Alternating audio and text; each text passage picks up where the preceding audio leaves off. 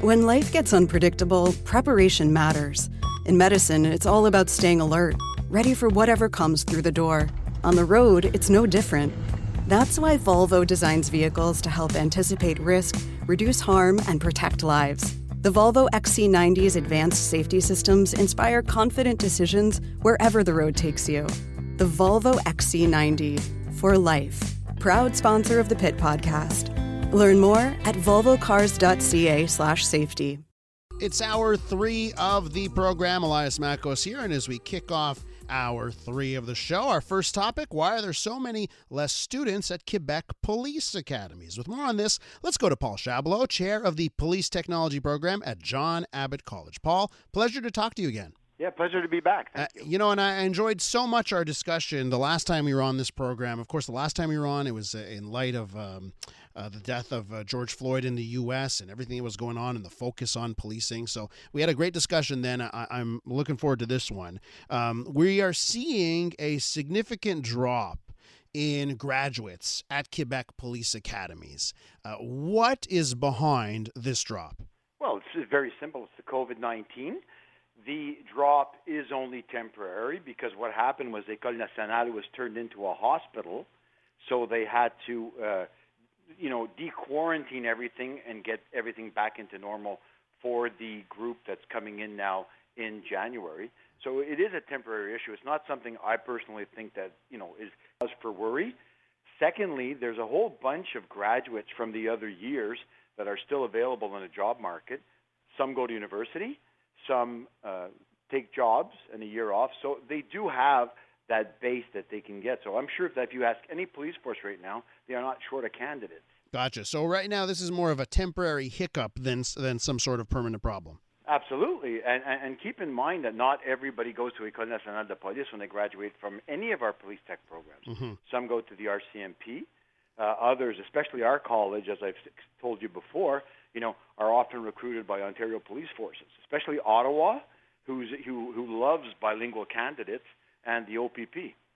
So and of course, we spoke about that the last time you were on the show, just how at John Abbott College, as we look at our police forces and trying to make them sort of look more like the population, we have this issue where so many of our candidates, they leave for other places. You mentioned Ottawa, you mentioned the RCMP, because they can so easily get hired there, and it's not so simple to get hired within the province. Is that changing at all? Have you seen, the police have talked a big game over the summer about changing that and making some concrete moves. Have you seen anything from your perspective that gives you some hope? I haven't seen any change yet. I'm hopeful.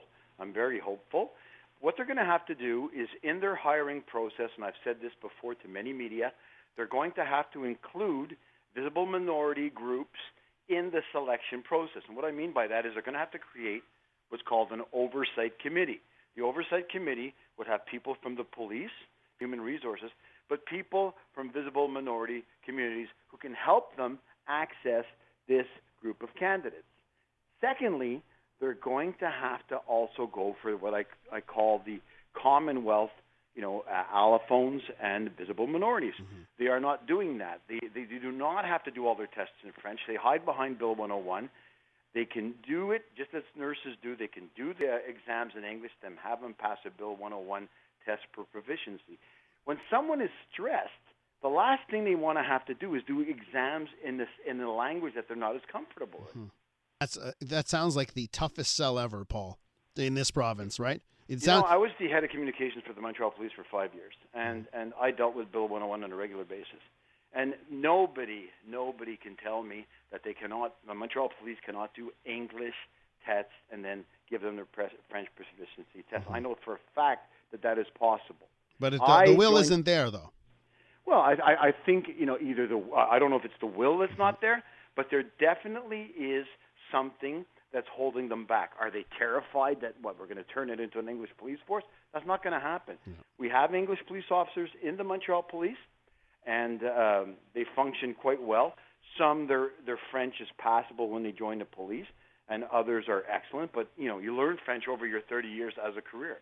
And everybody knows that it's going to be in French, so nobody's asking to, have an all-English process. They're saying, do these in English, and then have their French. With What's the difference? We're with the chair of the Police Technology Program at John Abbott College, Paul Chablo. So, Paul, let's pivot to the current state of policing. I just wanted to ask you if, the microscope that police have been under, particularly south of the border, but I know some of that spills over here. We see it in media coverage. We see it in comments from our listeners.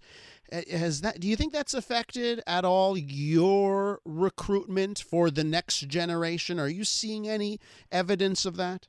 Not at all. Okay. First of all, like we had spoken before, you can't compare U.S. training to Canadian training. We have the longest training program in the world. We are a 3-year program, and after the 3 years you spend with us, you go either to the École Nationale or to another police academy, be it the RCMP, be it in the Ontario, or even out west. So it's not the same concept whatsoever. Okay. What about the job itself? When police officers are under a microscope like this, do you think any of them say, oh, boy, the quality of life of being a police officer isn't what it used to be? Right now, we take in about 85 students a year in our program to 100. We receive 100 requests every day. Our entrance, runs on academic performance and basic physical conditioning because we are an academic institution. We're ready to work with police forces and have our recruits go and, work for these police forces, but they have to make it more attractive to the candidates that are applying.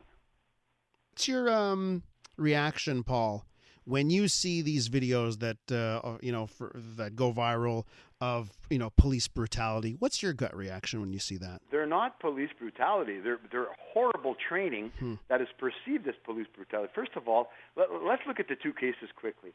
We have the one where the gentleman was shot in the back and is paralyzed. You don't go after somebody who's running away with your gun out. It's basic common sense. George Floyd, you do not put your knee on someone's head or neck that long when they're telling you they can't breathe. The basic rule is always the same. When the person has been neutralized, you stop the pressure. You stop any type of force because the resistance isn't there. Now, I'm not saying that there's not racists in the police. Racism is everywhere. It's in the police. It's in the educational institutions. It's in health. It's in commerce and detail. It's everywhere.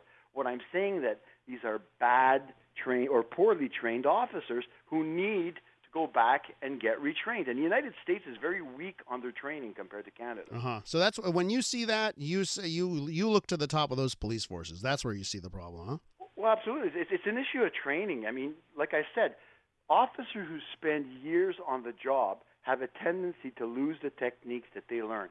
They have a tendency to not handle things and cut corners. They have to be, if I could use that term, recycled and sent back for retraining, sent back for resensitization, sent back for proper grooming.